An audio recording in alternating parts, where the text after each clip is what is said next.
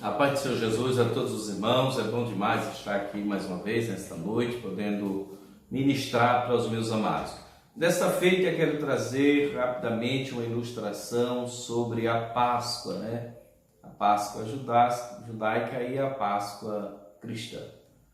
A Páscoa judaica, no capítulo de número 12, nós vamos ver a epígrafe do capítulo de número 12 do livro de Êxodo, onde nos fala sobre a instituição da primeira Páscoa. Aqui é onde começa toda a história da Páscoa, E o versículo 1 do capítulo 12 diz assim: Então falou o Senhor a Moisés e Arão na terra do Egito, dizendo: Este mesmo mês, vos será o primeiro dos meses, este vos será o primeiro dos anos, do mês do ano.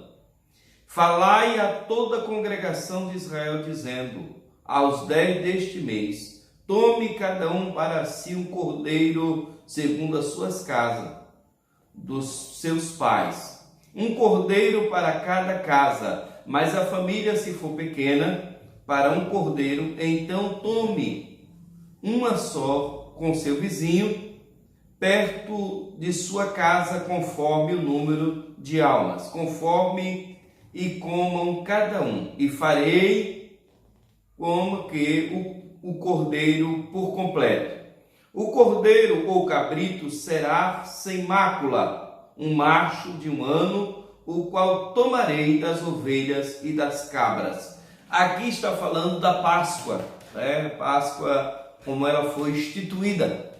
A primeira Páscoa foi antes da 10ª praga do Egito, a praga da mortandade dos primogênitos, e aí foi quando Deus ordenou a Moisés que fizesse esse trabalho que depois foi nomeado como um culto da Páscoa. Esse culto ele ia de dia 8 de abril ao dia 16 de abril, e dentro desse culto, esses 8 dias não se comia biscoito, doce, o pão fermentado, mas unicamente o pão sem fermento ali. Durante aqueles 8 dias eles ficavam vivendo uma vida bem mais simples, Lembrando do grande livramento que o Senhor dera, pois eles matavam o cordeiro segundo a ordem que Deus lhe deu, e expangiram o sangue sobre os umbrais da sua casa, porque à meia-noite passaria ali o assolador, o anjo da morte, e mataria todo primogênito que não estivesse nos umbrais da sua casa, o sangue do cordeiro. É assim que essa história da Páscoa começa.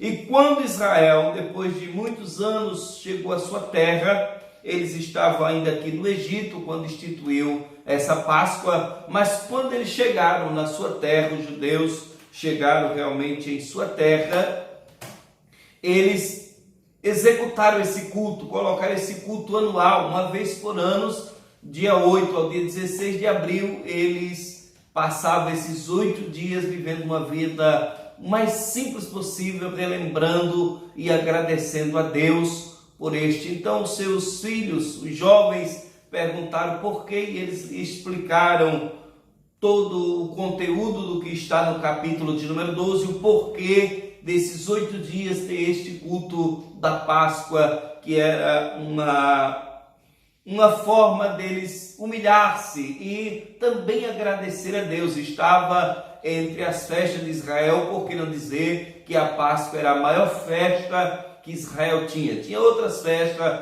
como a festa da colheita, a festa da lua nova, mas a Páscoa era a principal festa dos judeus. Era muito importante para os nossos irmãos judeus. Mas quando nós vamos para o Novo Testamento, nós aí encontramos lá no capítulo 22 do Evangelho segundo escreveu São Lucas, no capítulo 22, no versículo 11, a epígrafe desse versículo diz: a última Páscoa, a última Páscoa e a primeira Santa Ceia. Aqui foi justamente naquela semana em que Jesus estava para ser entregue aos malfeitores e ser morto, e assim a ressurreição como aconteceria.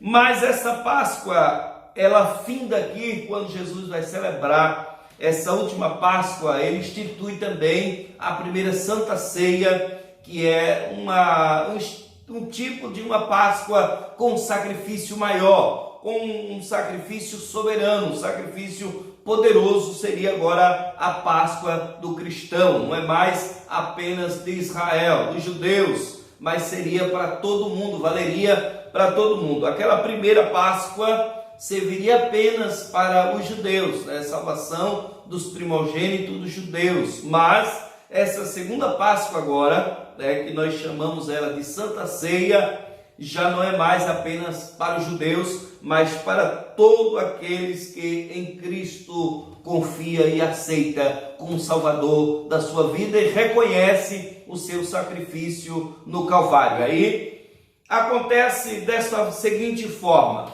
acontece no domingo, como este domingo que passou, que foi domingo de Ramos, né, que assim está alocado nessa tradição.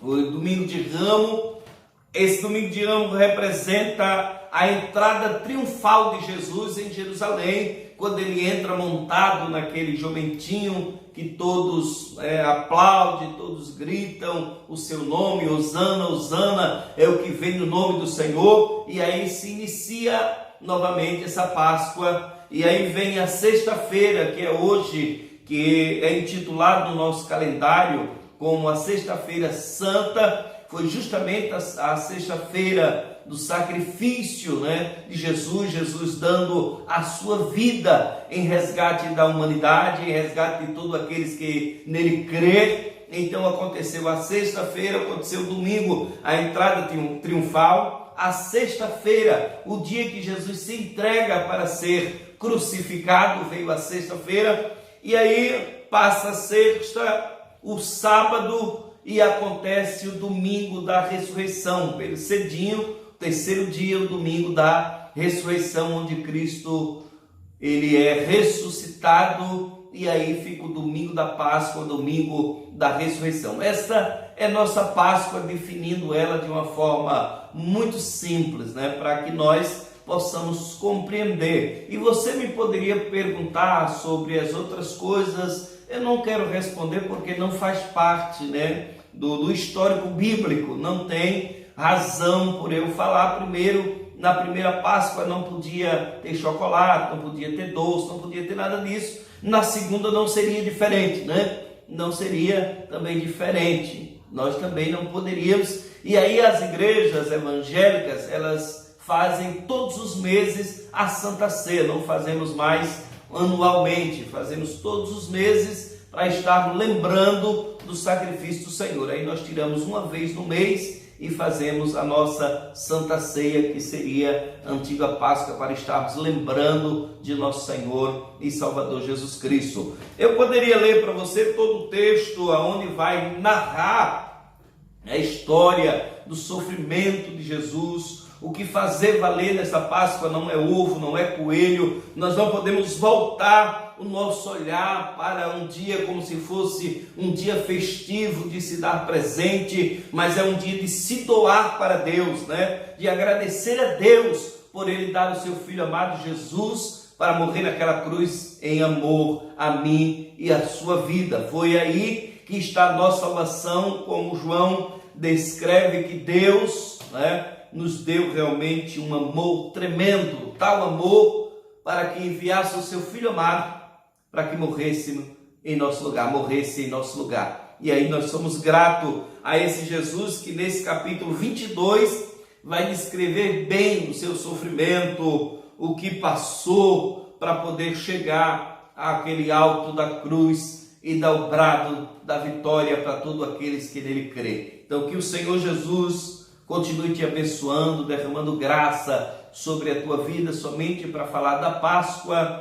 e esquecer um pouco o que as tradições veio fazendo, tirando Jesus de cena e colocando um coelho. É muito difícil nós cristãos aceitarmos isso que a humanidade está fazendo, né? Tirando o nosso Cristo, tirando o foco verdadeiramente da Páscoa, né? Da nossa Santa Ceia, e colocando aí coisas que não convém. Então, apesar de ser bom sempre dar presente, levar presente, mas o presente não tinha que ser de um para com os outros. Deveria o presente ser para Cristo. E o presente que Jesus quer de mim, de você, é um coração aquebrantado, né? Voltado para Ele, voltado para as suas escrituras, para a sua palavra, para que assim possamos servir bem aos nossos pares, né? Aos nossos irmãos na terra. Mas primeiramente a Ele, devemos agradecer a Ele por sacrifício na cruz do Calvário, por amor à minha alma, por resgate às nossas almas, né? Que o Senhor faça você compreender como a Páscoa funciona e que você não possa simplesmente fazer parte dessa tradição com o ovinho da Páscoa, com aquilo, né? Com o coelho, nada disso. Esquece tudo isso, porque o foco de tudo isso da Páscoa é o nosso Senhor e Salvador Jesus Cristo, que não podemos esquecermos disso de maneira alguma, não podemos esquecer,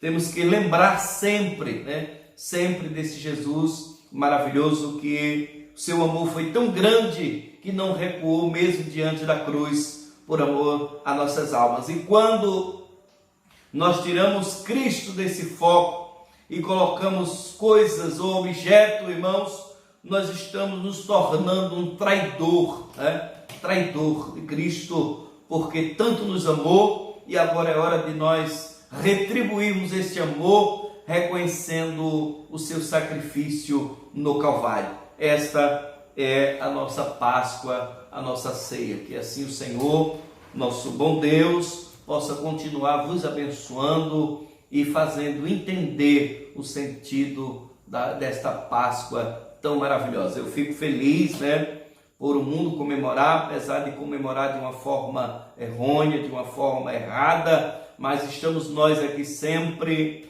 não só a mim, mas muito do povo de Deus, certamente falando de qual maneira devemos servir a Páscoa do Senhor, passarmos esses dias tão brilhantes, né, na presença do Senhor. Não seria eu louco, né, quebrar algo tão maravilhoso como essa tradição, lembrando da morte de Cristo. Isso é muito bom, onde as pessoas ficam com o coração sensível, né? Muitos estão assistiram a paixão de Cristo, e acorde para perceber que realmente é Cristo, não é coelho, não é ovo, não é banquete com a família, mas é voltar-se para Deus, agradecendo pelo seu Filho amado Jesus, nosso Salvador, pelo seu sacrifício maravilhoso. Então assim, fica aqui esta pequena mensagem, esse lembrete, para que você não esqueça da importância da Páscoa do Senhor, não só para os judeus,